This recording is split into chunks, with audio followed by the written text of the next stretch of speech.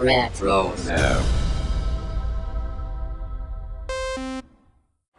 What's up, guys? This is Daniel Logan, Boba Fett from Attack of the Clones, The Clone Wars, Book of Boba, Skywalker Saga game, and hopefully many more things in the Star Wars galaxy. You are listening to Jay and Dennis on Podcast Stardust. Yep, this is the way I've spoken.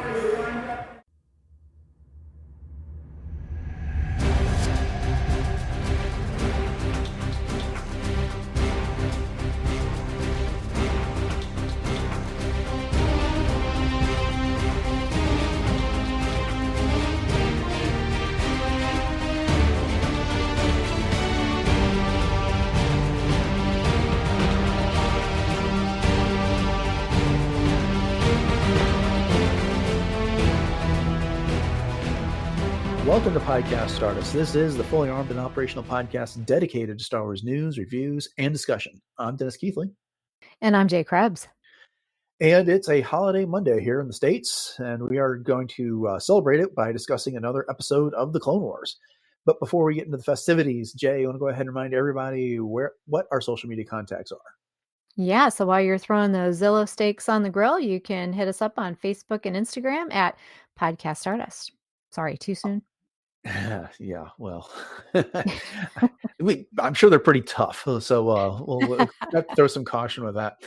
But the dish is aligned, the signal's boosted to maximum output, shield is down. We are now broadcasting to the galaxy. As Jay just teased, we're going to be discussing episode 19 from season 2 of the Clone Wars, which is called The Zillo Beast Strikes Back. And if I haven't got the point across, happy Labor Day to everyone here in the States. Hope you're having a good day celebrating. Relax, do something fun, and thanks for taking us with you. But Jay, you want to go ahead and give us the summary of this episode before we get into our discussion? Sure thing, Dennis. In accordance with Chancellor Palpatine's wishes, Mace Windu and Anakin Skywalker bring the Zillo Beast back to Coruscant so that the Republic might learn the secret of its nearly indestructible hide. Dr. Bull is unable to remove its scales, though, and Palpatine orders the Zillo Beast be killed to aid the process. When Dr. Bull attempts to administer a toxin made from Malastarian fuel, this only enrages the Zillo, and it escapes and goes on a rampage through Coruscant. Unable to contain or subdue the beast, the Republic resorts to killing it with a large dose of the toxin. Yeah, another classic episode of the Clone Wars. Before we get into some detailed discussion here, what were your overall thoughts about this episode? Well, once again, I mean, it's a cautionary tale in a lot of ways, and we've got a lot of homages to some other types of classic films and whatnot. But it really does, once again, examine a lot of ethical dilemmas and also, how far Palpatine is willing to go just to prove his own point. And, some of the other things that the other Jedi are also dealing with as well, as far as Mace Windu is concerned. And very brutal. I mean, again, you alluded to some of the classic things in the last episode, such as Godzilla and King Kong and those types of things. And that definitely resonates in this episode as well. But what do you think? Yeah. This episode is interesting because as much as the last one was really a Godzilla story, right down to the clones having Godzilla inspired markings on their helmets and names for that matter. This one shifts a bit more to the King Kong aspect of stuff because you brought the beast to civilization, and of course in King Kong it was to show it off and make a spectacle of it, and then it goes after the girl it's fallen in love with. In this case, they want to make a weapon with it, and the Zillo Beast rebels against the ringleader of all this and pursues them across the planet, leaving destruction in its wake. All that. It's a fun episode. I really like it. It's got a very condensed story. And, I could see this being, you could make an entire movie out of this concept if you wanted, with them running from the Zillo Beast and then, seeking shelter and then figuring out how to deal with it. And then really getting into the tragedy of the whole thing at the end. And, but it worked well in the 22 minutes of screen time that this actually took to tell the story. And I like it quite a bit. So yeah, let's go ahead and get into some of the details here. Right off the bat, the Zillo Beast gets delivered to Coruscant, and there is another one of these friendly veiled dislike type of discussions between Mace and Chancellor Palpatine about this, where basically it's a bad idea that brought it here, and he's just kind of hoping that Palpatine's going to come to his senses. But what did you observe between Palpatine and Mace Windu? Well, I mean, Mace was against this from the start because, I mean, obviously bringing this beast to Coruscant where there's, multi-millions of people is probably not the best idea anyways. And there's always that little bit to Mace where he can sort of see, we talked about like the shatter points before and how things end up happening, perhaps. Not that he can see the future, but I think he knows that there's just something about Palpatine that is just enough of an off feeling that, again, that's kind of harkening forward and foreshadowing to his inability to really trust Palpatine in the future. And this shows how ruthless, honestly, I mean, I think he was ruthless in this particular episode and not even taking into account the fact that this beast could be A, potentially sentient, and B, just the fact that it's the last of its kind. Yeah, I mean, one of the other questions I have written down here is just kind of like, Chancellor Palpatine, cruel or pragmatic? Honestly, I think the answer is both.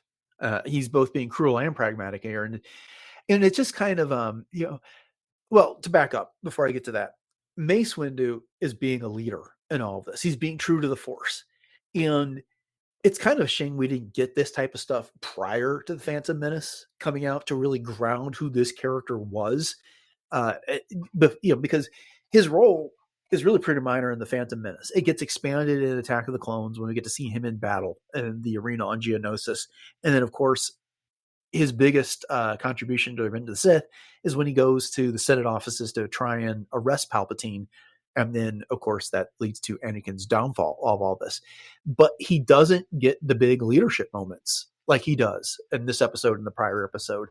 He doesn't get the big moments to kind of ground, be the embodiment of where the Jedi are grounded with the Force there, and recognizing the sanctity of life, and especially the uniqueness of this particular life when it is the last of its kind as far as they know. And can we really kill it just in the name of war? And what is war? War is death. It is attempting to enforce one political body's will on another by killing its citizens until they submit. And so there is a bit of perversity to all of this, and Mace sees it. Obi-Wan sees it and has the solution to all this, which we'll get to another point here. But yeah, so the other point of this, as I kind of alluded to, is Chancellor Palpatine. And of course, we know that he's Darth Plagueis, but through much of season 1, he is the leader. He just comes off as the leader of the Republic. But as you so eloquently put it, the cracks are starting to show here that this isn't such a great guy here. But what else did you think about him and his portrayal in this episode? As far as Palpatine goes? Yeah. Oh, yeah. I mean, he, for the most part, like you said, he's trying to be pragmatic, or he's trying to show his pragmatism. And he even sells it to Anakin because, when he and Padme kind of walk a little bit aside, and Padme's like, "You don't honestly believe what he's saying, do you?" He's like, "Well, no, but he does have a point." Right. So there's always that part of Palpatine that he's able to explain things away in such a way that it makes you want to believe it. And of course, Anakin trusts Palpatine in that way.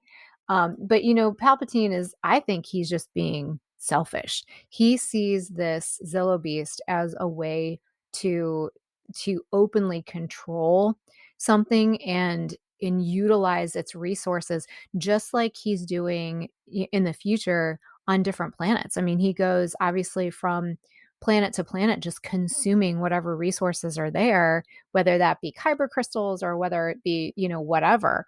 And so, as you said, we're starting to see the cracks in this, kindly old facade of the Chancellor and seeing what he's really made out of. I mean, even the Zillo Beast looks at him with that one eye. Yeah. And he's like, "I see into your soul," kind of thing. Right. Watching this episode now, we have the benefit of things like The Rise of Skywalker. And I remember when we were watching the Zillo Beast episode in the Bad Batch, or a couple episodes there, I suppose, that, we had these discussions like, well, why was Palpatine so interested? And we know that there was all these cloning efforts that he was into to create a clone of himself. And so, even then, I can't completely dismiss that as like part of his motivation, that there's this powerful beast. Maybe there's something about its DNA that will help his own project on Exegol.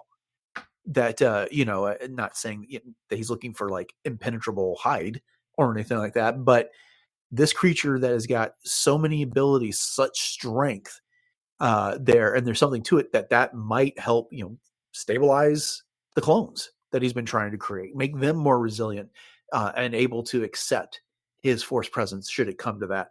But yeah, backing up what you said, what is the rush?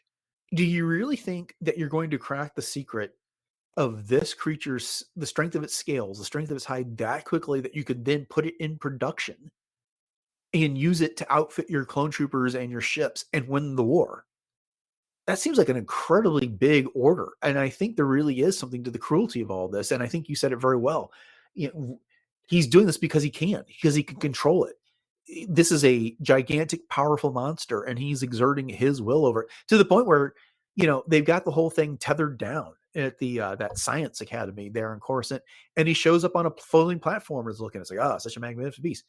Oh, you can't get through the scales? Okay, kill it. Right. I mean, who does Yeah. that? He gave the project to Dr. Bowl, but now that he's there, like rubbing it in the creature's face, that you're worth more to me dead than alive. Right. And you could tell Dr. Bowl was just at first totally, what? Wait. And then she says, of course, at your pleasure, sir, kind of thing. Uh-huh. And yeah, with Palpatine, I mean, he puts it so well when he says, oh, the sooner we can unlock the secrets, the sooner we can end this terrible war. And this is for military gain. But you're absolutely right when you said, how's he going to do this so fast?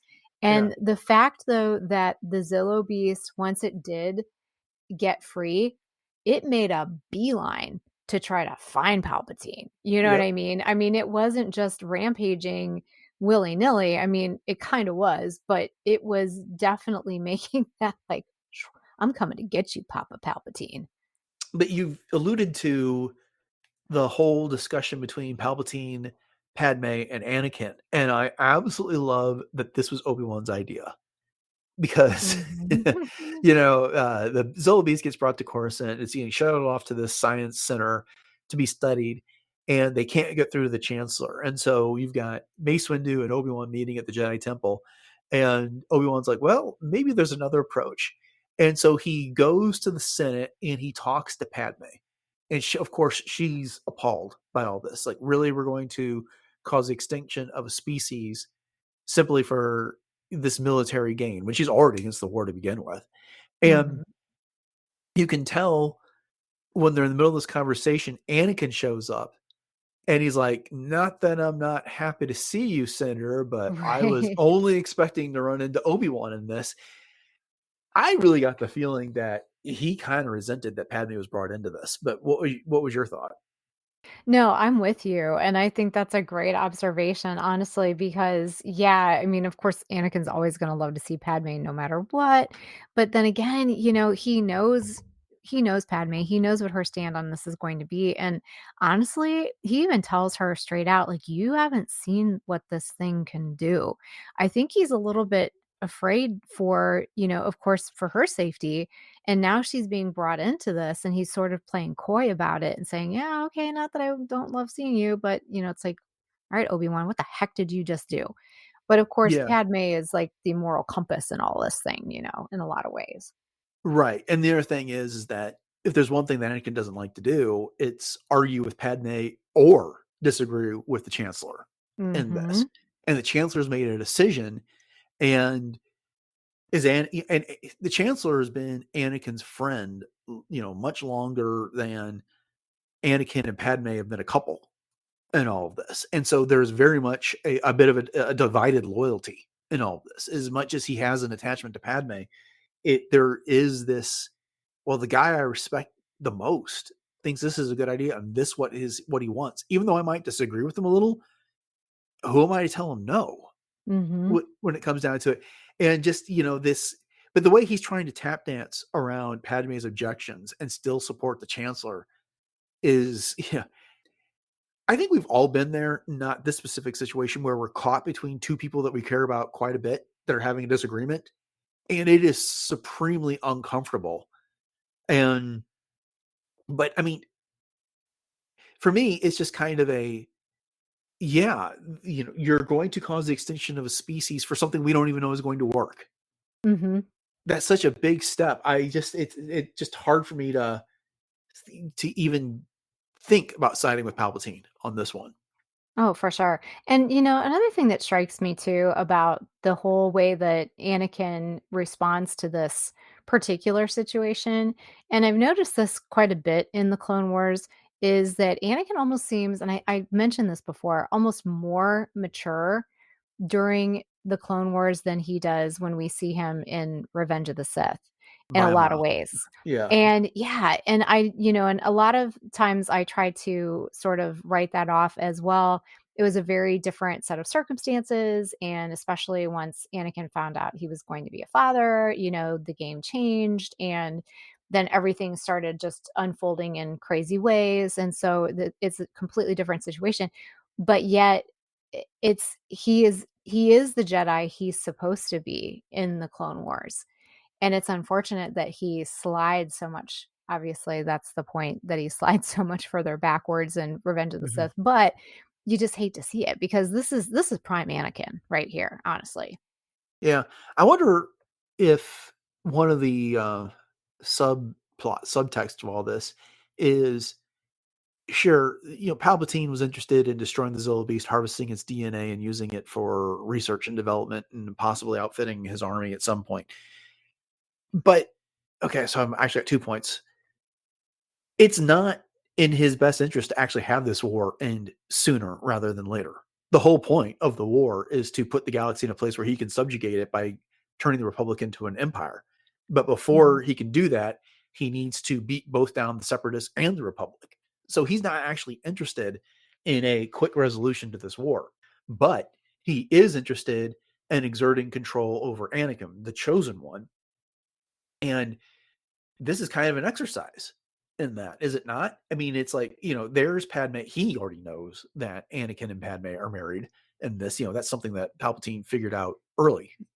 How, we don't know exactly, but he knows. And here he is kind of pitting Anakin against her, exercising some control over this aspect of the relationship. Mhm. Does that No, make I sense? What do you it think? does. No, and I think you nailed it. Absolutely. Yeah. So there's, so that we kind of got into the deeper points on this, but then the Zillo Beast does get out. It does create a lot of destruction here on Coruscant. And, when they decide that they aren't going to be able to get the scales off, that's when they go ahead and our Chancellor goes ahead and says that, well, we're going to kill it and harvest its DNA and we'll go about it that way. And, or, maybe remove the scales that way and figure it out.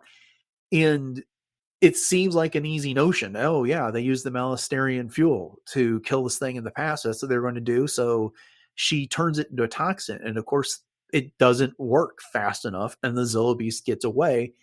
And this is kind of like where the King Kong stuff comes in. It's catching aircraft out of the air, like Kong did with the planes Right. that are attacking Mhm. him and destroying it, and then climbing up the sides of buildings and smashing things that are in a way, not even necessarily intending to cause as much damage to everything. It's got very specific targets, the things that are attempting to hurt it. It, of course, is fighting against very intentionally, but it also tramples a lot of people. There's a Yes. lot of death off screen in this episode. Did you notice Oh, that? yeah. Oh, yeah, absolutely.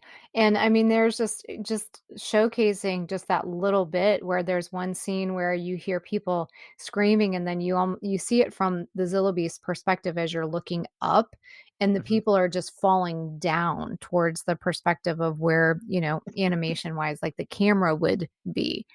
But yeah, that there's tons of destruction and death. And all I could think to myself is, I wonder how long it took them to rebuild all of that because, I mean, obviously there wasn't that many years between this and Revenge of the Sith and then Andor. So, when did all of this happen?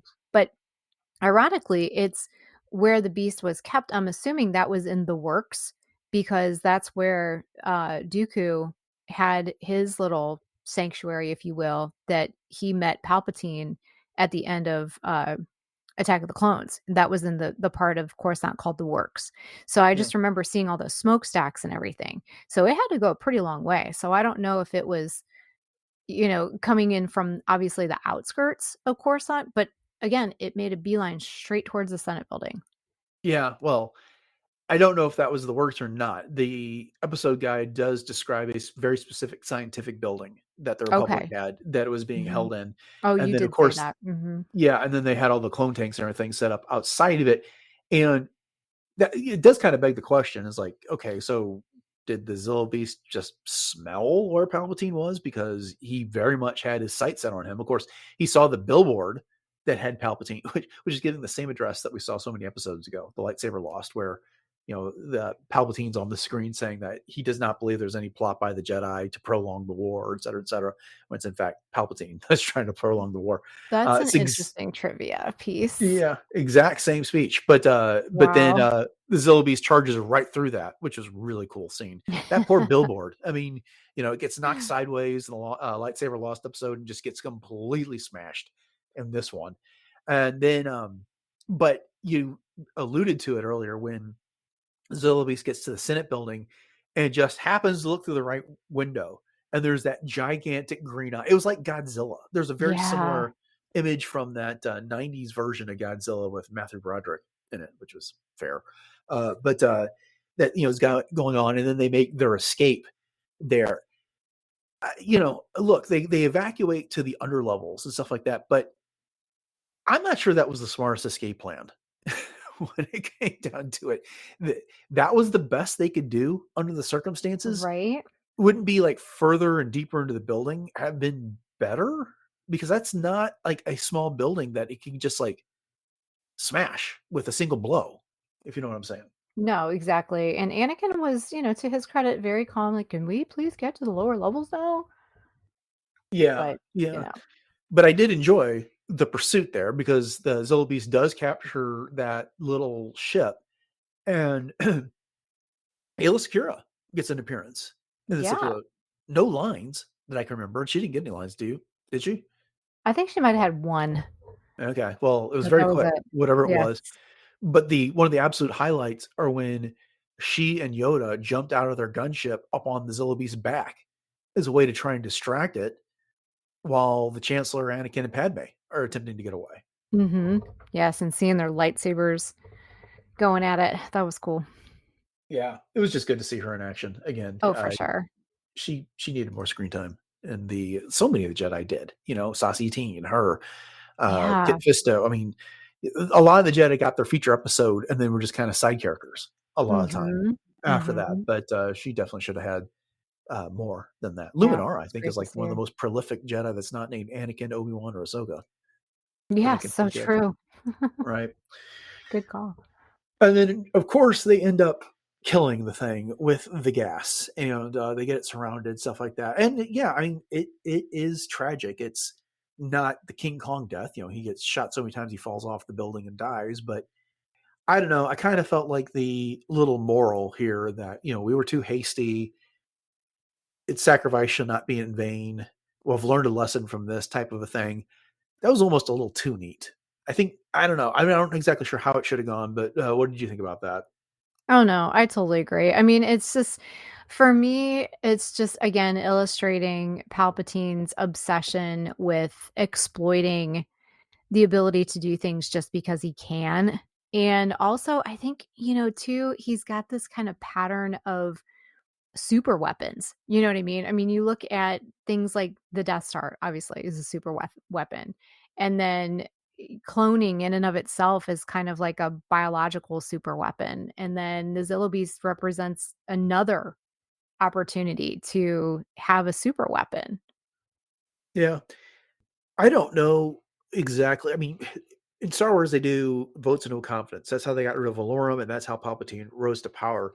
But if there wasn't a big war going on here, this would seem to me like a prime reason to call for a vote of no confidence in Palpatine's leadership. You brought a gigantic monster to this planet. How many people died? How much destruction did it cause? In the end, you gained nothing for the war effort out of all of this. And you know, he gets on his high horse with Anakin and Padme in that conversation about, you know, I have this duty to do everything I can to end the war and to help give our soldiers that are fighting us the best protection possible. Well, it's the old Jurassic Park thing. You were so busy trying to decide if you could do a thing, you didn't stop and think whether you should. Yes. Good call.